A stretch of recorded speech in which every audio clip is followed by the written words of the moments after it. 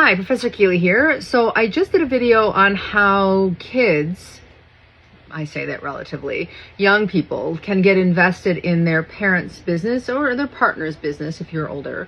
And looking at their creativity, looking at their ideas and turning it into a business, right?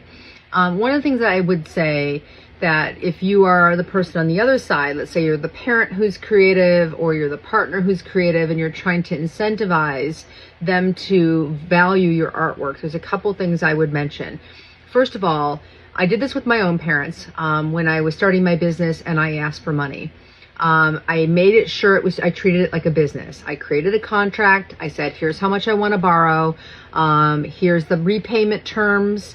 I'll pay you this much every month to be paid in full by this. But most importantly, I gave my parents a 20% increase. So if they took money out of their savings, I was going to ensure that they were going to make more money from me in the end than they would have made if they had left their investment where it was at.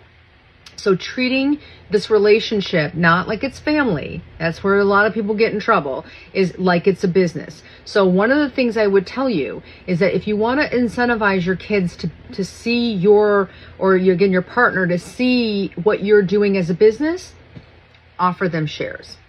So you are a little company, even though it's just you as the artist or you as the entrepreneur.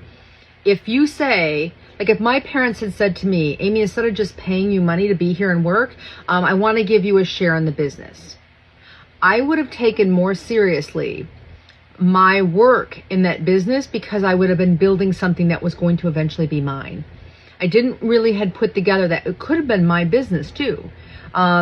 So even though you kind of know that if the business goes well, it gets handed down, that's, I think, what some kids expect from parents that have a really good business, but they don't always see that I can invest early in the business by getting shares in the business, and that makes them want to work harder because that share in the business, it doesn't have to be a lot, and you could put a plan in place where you say, hey, after a year of working here, we'll evaluate where you're at and we'll give you some shares and we'll incrementally increase the shares as you hit these performance goals. So really start to think about your art business, or your entrepreneurship business like a business with contracts, and make sure that if you're going to go to your partner or your kids and have them invest in you, then show them the path on how they can turn this business into theirs by giving them shares of your little company. But formalize it in a contract. So that's my advice for today. Thanks.